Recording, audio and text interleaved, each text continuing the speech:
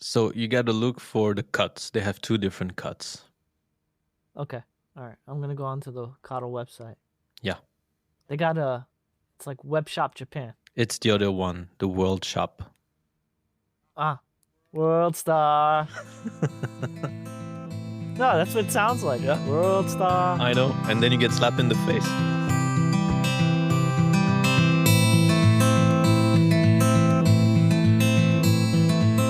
Hello and welcome to episode 11 of the Denim Heads podcast. I'm Pasha. And I'm Dariush. Dariush, Gong Hei Fai Choi. Happy Chinese New Year. Prosperity to you. Thanks, my friend. And all our listeners. Yes, happy Chinese New Year to everybody. I understand there's you got a new update on Dutch Denim Project, the newsletter. Exactly. So I received the second newsletter. It's another update from our friend Edwin from Dutch Project. So as expected, he's presenting both cuts. There's a slim tapered and a relaxed tapered. He's confirming that it's going to be a run of 200 pieces. We talked about that last time. Uh-huh. And you're going to have free chain stitch hemming service by Dutch Denim Repair, but I would add something. Don't hem your jeans, guys. Yes. If you do order this one or any other, don't hem them. It's funny, Just this enjoy week them I as was they wearing are. them and I was looking, I was like, God, I wish I didn't do this. I would have rather had the luxury of just folding them and doing whatever. I hemmed them a little too short, but whatever. Exactly. Well, but still very excited about that project. Do they have a date or anything? So there are dates on the newsletter. I didn't write them down, but I think pre-orders will start early March. Okay. And deliveries sometimes around summer. That's cool. I think it's May, June, or something like this. Okay. Don't quote me on this. No, I mean we'll probably correct it maybe in the show notes or something if there is anything, if we have better. Yeah. And if you guys do receive this newsletter, you will see that there are secret links on the bottom part of it. So do click the first one. It goes directly to the Denim Heads podcast on Apple Podcasts. So nice. Edwin was nice enough to feature us on the newsletter. We're very happy. Very cool. Thank you very much, Edwin. Shout out to DDP and DDR, Exactly. Dutch Denim Repair. Exactly. Dutch Denim Project, Dutch Denim Repair. Nice.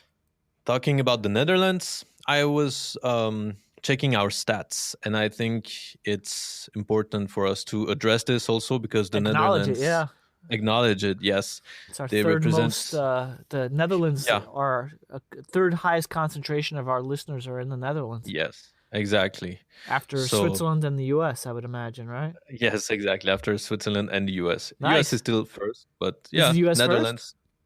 First? U.S. is first. Yes. Oh, okay, cool. Exactly. So, Dutch listeners, you guys are legends. Thank you very much. Yeah, thank you. I want to say hello, vrienden. Ooh, okay. Yes. I brought some Cantonese in this, and you're bringing some Dutch. Okay. Exactly. I was just trying to say, how do you say denim? How do you say jeans? And apparently, the way you say that is Spijkerbroek. Okay. We learned.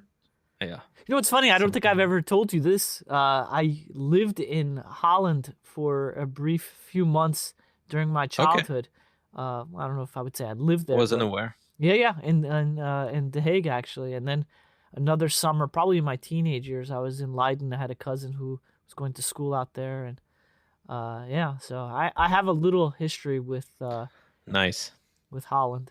Okay, well, I think it's very cool. I would have never imagined that, listeners from Netherlands would represent around 25% of our total listeners. And nice. That's nice. We salute you, Dutch listeners. Yeah, absolutely. Yeah. Absolutely. Kind of going on last week, I felt a little guilty. We were talking about Naked and Famous. Yeah. And I felt a little ill-prepared. So I've actually gone and listened. I will listen to the podcast, the Denim Hunters podcast that was actually released last June 2020, and it was with employee number 1 at Naked and Famous, their first ever employee, who's still there with Naked and Famous after 10 years, Basa Trinos, and cool stuff. I mean, he started off at his own history is he started off as a salesperson at Holt Renfro in Toronto, which is probably, I've been to there. It's the equivalent of, yes, their Barney's or Saks Fifth Avenue and such, but that was one of the first places in Canada, department stores, to really carry Naked and Famous, and he was one of the salespeople there, and then he's transitioned over to the company, and they it's an interesting company, and I will say that I was wrong about sort of my first impressions. They sort of are actually anti what I thought, which was, this young and broke or rich and skinny sort of brands, the Hollywood brands, the way they were sort of doing it. They were actually just kind of making fun of it, and that's why they called their company Naked and Famous. And Right. they are a little different than very traditional Japanese denim brands. They are Canadian, obviously. Yeah. So they're not Japanese, and so they're actually doing just creative stuff. Like I touched upon last week, they definitely have done some sort of blends with reflective material. They've done cashmere. They've done scratch and sniff. They're talking about collaborations in the past they've done with like Toxic Avenger, and most recently this week they released another collaboration with Batman, and it has like the Batman insignia and on the buttons and stuff. But one thing that I heard about during the Denim Hunters podcast, Bassa had said that they're doing a Rick and Morty collaboration, which is very exciting. I've gotten into Rick and Morty. And it's a really cool, funny show. Probably one of the more mature cartoons. And they're going to do a Pickle Scratch and Sniff denim, which I will definitely purchase just because. So that's going to be your first pair. That would be your first. Yeah, that I plan to keep. I did buy a pair, and I think I just didn't pay attention to the sizing as well as I should have. But yeah, I definitely I've gained an appreciation for the brand, and I like the creative spin. They're having fun with it, and it's not like it's a mockery. It's just like, why can't we? They're forward thinking, and I think they sort of are right to think that in maybe 10, 20 years, they will have been pioneers in the start of sort of really where denim is kind of. Because they were sort of saying that a lot of brands are sort of stuck on the 50s and 60s of denim, and they are a bit more evolved. And I again, given what they do, they have very cool stuff. They're a relatively new company, 2008. They started up right around the economic downturn. It wasn't the recession. It wasn't a great time, but here stateside, Barney's started carrying their brand, and then they really exploded.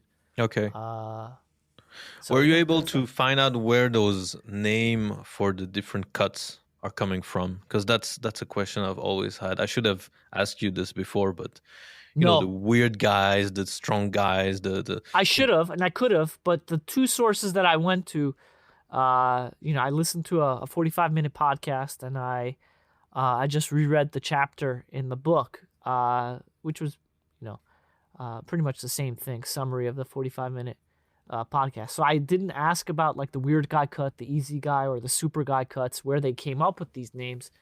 But I'm sure it's a playful spin on something, and so I'm sure there is a good story behind that, and I'm sure it could be found, and maybe I'll look into it. But I know you're active. We were talking about this. I don't know if we were talking about this on the podcast or off air, but they're a relatively small-ish company. As big and as cool as the brand is, they're not that many people, and so they're accessible, very accessible. They have like a Friday night live stream on Instagram. That's probably their biggest and best way of getting in touch with them. Cool. And they're very receptive. But yeah, they have their own little YouTube channel, which is basically a replay of their live streams. and yeah, they have their own website and stuff. But So the brand is Canadian. Most of the fabrics obviously come from Japan. correct. I would guess. Yeah, yeah. Okay, and it's all made in Canada or it's made somewhere else? It's made in Canada within their 2 warehouses that they own. The podcast, the Denim Hunters podcast, is probably it's the episode that I listened to had more of an economic spin to it and how Yeah. it gets, how do they keep their prices so competitive, and it's in part because of they own a lot of their own things, so they cut out a lot of the middleman process, and they know that as cheap as they can make it, when you add it, when it goes into the retail market, there's always a little bit of a multiplication. So they tried to do their best in keeping it minimal. So when they own their own warehouses, they own their own buildings and such, they can cut everything out. Okay. They can kind of go. That's interesting. I don't know what's the part of, retailer versus having their own shops, but I was just going through the website and I saw that they have an actual shop in New York. And in Montreal. Yeah, and in Montreal, okay. Yeah, Montreal is probably where they're based. And, but yeah, they have a few shops, I guess. And I would imagine they have one in Japan too. Mm-hmm. Because from what it sounded like, Bassad is out in Japan right now. Okay. He's based out there. So okay. It has to be something, and maybe he's kind of stuck out there. That could have been the case. He's probably stuck, maybe. I don't know. Yeah, he might have been. They're very active. We were talking about this off air, but they just released something for Chinese New Year, for example, which is kind of interesting. That's right. Yeah. They have like an ox, because it's the year of the ox. Let me see. The metal ox, Chinese New Year metal ox. It's 12.5 ounces of Japanese selvage denim. So yeah, they are definitely, they're definitely different. I think their spring 2021 release, they haven't said anything about like the Rick and Morty Pickle Rick scratch and sniff version, but they have other stuff with Batman and the Chinese New Year one. Yeah. And it's funny, it comes up to another point, 12.5 ounces. Somebody had asked, where does the number of ounces kind of come? What is that measurement? And it's basically, quite simply, it has to do with the weight is just measured in ounces per square yard.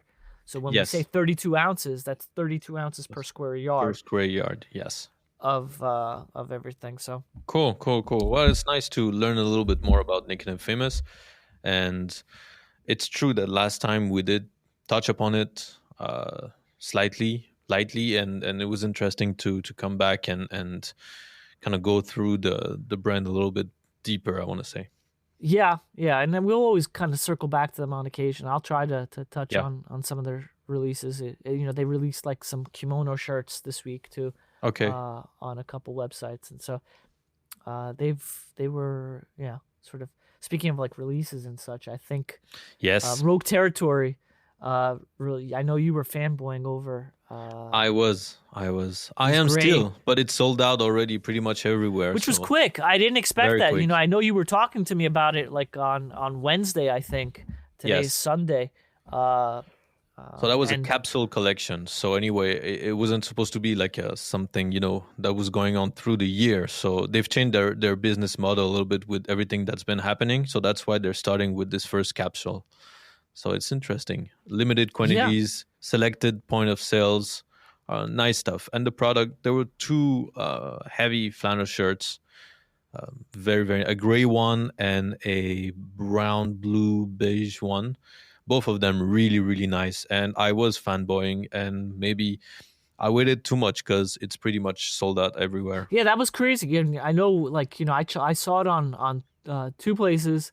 I saw it on Blue Owl in Seattle's website, and then James Dant in James Dant. Shout out to James Dant for taking such great photos. I think one thing that we talk about is measurements and such. Yeah, and they do a great job of showing. I think it's the owner who's taking pictures of himself wearing the shirt, so you get a real good idea. I know you off air were sort of talking about how much you appreciate these. Yes, things. it's so convenient, especially now. I think that's something we've talked about in pretty much every single episode, but we can't go to all these shops now to try this stuff. And when you have somebody, a shop owner, that's aware of it and that puts the effort into, taking the pictures, different angles, writing down what's his side, his size, his weight, which size is he wearing on the pictures, the measurements and everything.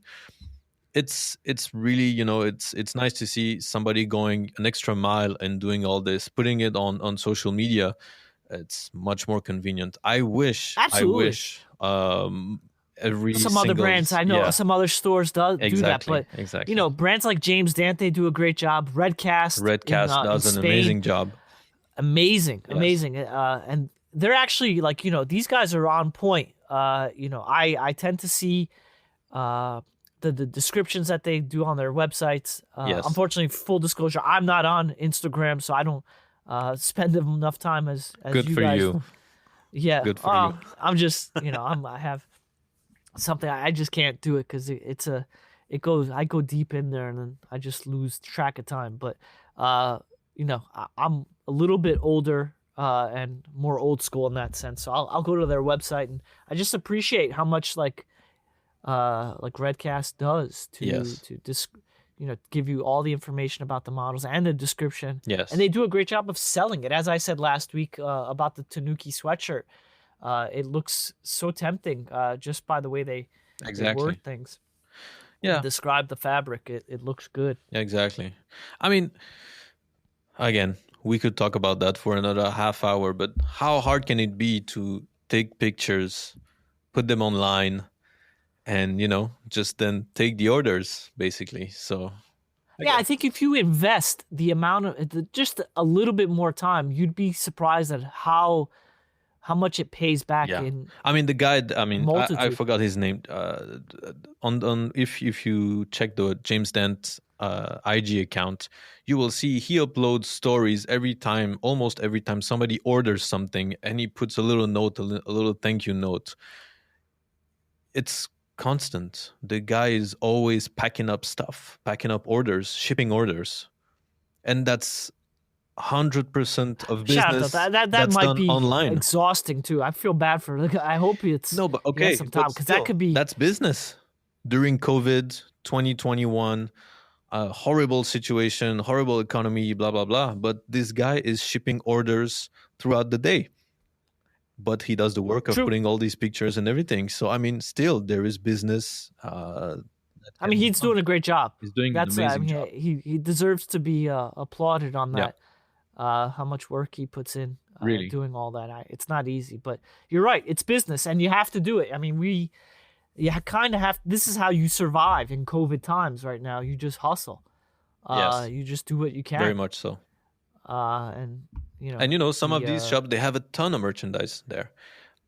It's just a matter of doing the effort of putting these pictures out. I mean, you have. I don't know about what's Switzerland. You know better than I would, of course. What's the unemployment rate?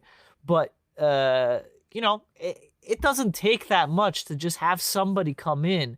We were talking off air about even like outsourcing like our sound mixing, and there's so many places to go with this. We still do. Dariush, not me. Dariush still does all the editing, sound mixing, everything, start to finish. I just show up on Sundays and put on these headphones and just talk. I don't really do the work that he does, but it's all you need is just like a couple hours. Somebody to come in, take some photos. After a certain point, it just becomes repetitive. It's easy. You could just sort of honestly, you can do it yourself. The pictures, you don't need professional pictures. Again, look at James Dent.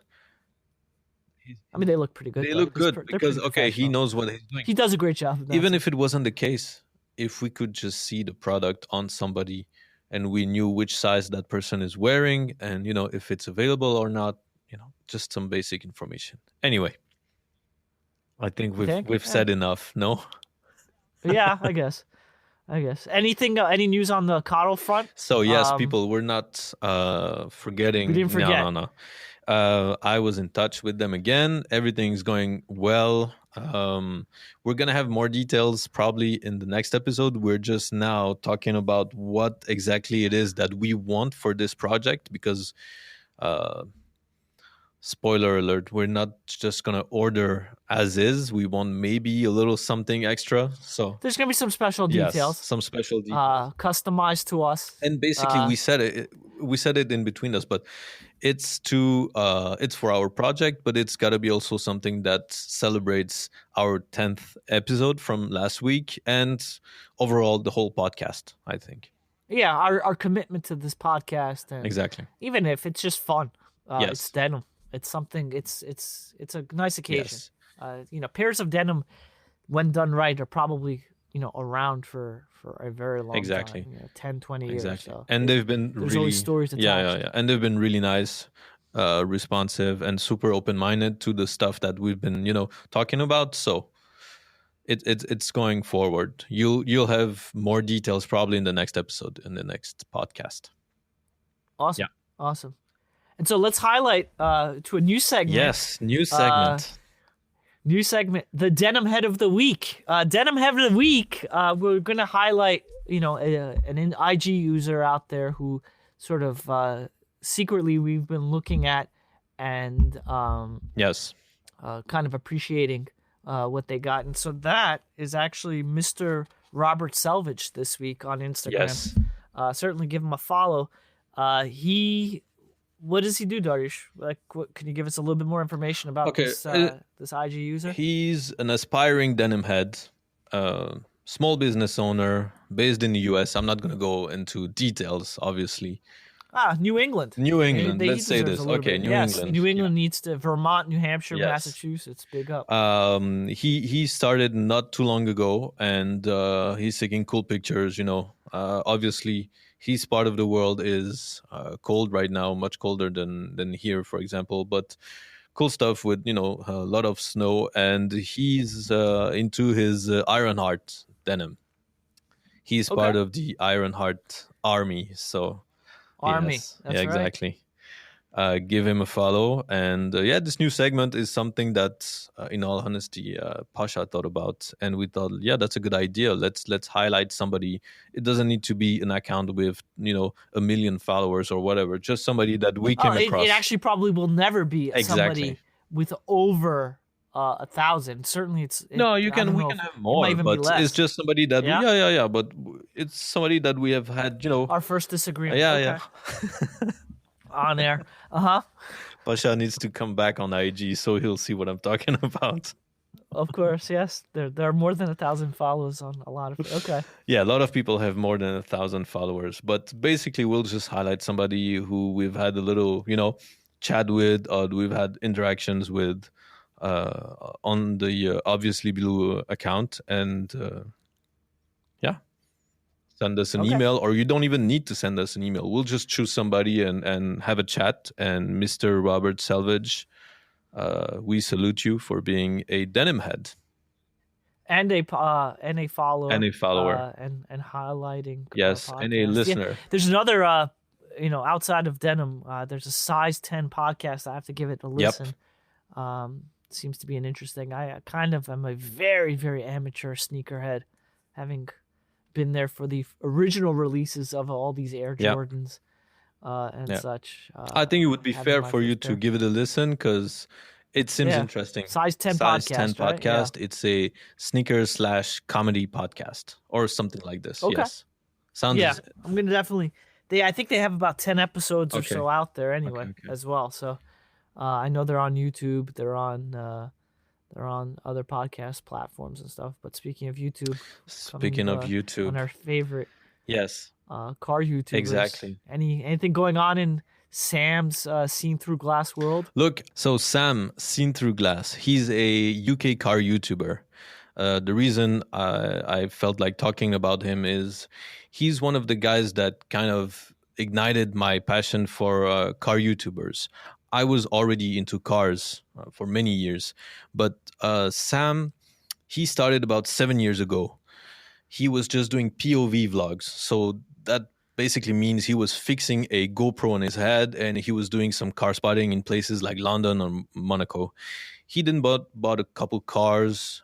He always upgraded, of course. He went from Alfa Romeo 4C to Jaguar F-Type R, and then McLaren and stuff like this. But that's not really the point here. He's fuck. Okay, that's not really the point here. Okay. I want to say that the F-Type, it represents for me the golden era of car YouTubers, okay? So it was him, a few other car YouTubers that maybe you've heard of, names like Shmi, Seb Delaney, Paul Wallace, and Mr. JWW. Homemade videos, nice cars, supercars. Paul Wallace is what? Supercars of London, yes, right? Supercars of London, yeah. Yeah. Okay, the whole reason that I'm talking about this, in January 2016, he did a video called One of the Best Days I've Ever Had. So it's him and a friend of his, Mr. JWW. They get out of London and they're driving to the Evo Triangle in Wales. Small country roads. He's in the Jaguar F-Type R, and JWW, his car at the time, it was a Ferrari F12. So both cars, yes, yeah. Both cars, they're way too powerful. Both cars are, rear-wheel drive. The roads are too small for these, big GTs. It's greasy, it's raining, it's even snowing at times. But you can tell, like, how much fun they had just driving around. Genuine fun and pleasure, just taking a car out for a drive with a friend. So that's the genesis of what made me really love these guys and this UK car YouTuber scene. I still watch what they do now, but they all have amazing supercars, hypercars, but unattainable. I mean, like a Jaguar. Exactly. Jaguar, F-Type R is something that somebody could still kind of. Yeah. It's easily attained. People can get it. It's not like a Ferrari F12. Yeah. That's. But at the time, Ferrari won't even return your car. Yeah, definitely. It's tough. It was just, these guys, and it's good for them. Fun. They just it exploded basically. They all went, they get invited every single time there's a new car that's being released. They are there. They do the test drives and everything. But this video, it was in. What's that Michelin? The up. What is the festival that they talk about where they're going? The festivals you go up the hill. What's that thing called? Goodwood festivals. Goodwood. Yeah. That looks amazing. Fun. Yeah. I don't know. Has JWW ever come to the U.S. for Monterey Car Week? Yes, they've all come. Probably has. Of course. Really? Yeah. Okay. But it's another level now. Shmi has a McLaren Senna. He's got like 12 cars plus 5 on orders. It's different. But at the time, it was just something different with that video. Just two friends going out for a drive. The weather is shit. The cars are too big. Yeah. They're too powerful. So it's interesting. I'll put the link in the show notes anyway. It's a nice video. Awesome. Yeah. Awesome. Okay. Well. Okay. On that note, then we'll wrap it up. We'll put a bow on this bad boy, and until the next time. Yes, we'll see you guys next week. Have a great week ahead. Take care, guys. Take care. Bye-bye.